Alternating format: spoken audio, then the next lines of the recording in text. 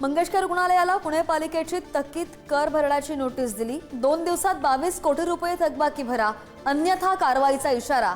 तर दुसरा अहवाल सुद्धा रुग्णालयाच्या विरोधात। रामनवमीला साईबाबांच्या चरणी भरभरून दान, 3 दिवसात तब्बल 4 कोटी 26 लाख रुपये जमा। गेल्या वर्षीच्या तुलनेमध्ये 50 लाखांची वाढ।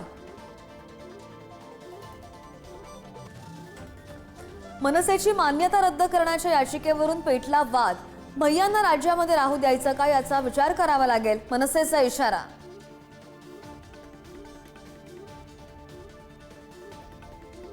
एसनशी लोक म्हणतात शी, ठाकरेंनी शिंदेंना पुन्हा डिवचलं। तर उद्धव म्हणजे श्रीकृष्ण, राऊतांचं वक्तव्य। ठाकरेंना कृष्ण म्हणणं वेडेपण, बावनकुळेंचा पलटवार।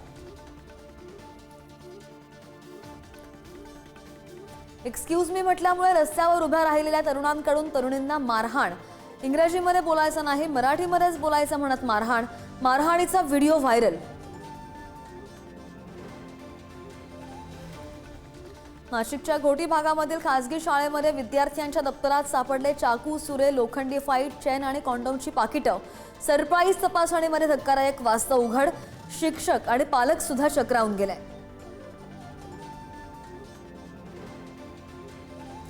खोक्या उर्फ सतीश भोसलेची पत्नी तेजू भोसलेने घेतली अजित पवारांची भेट।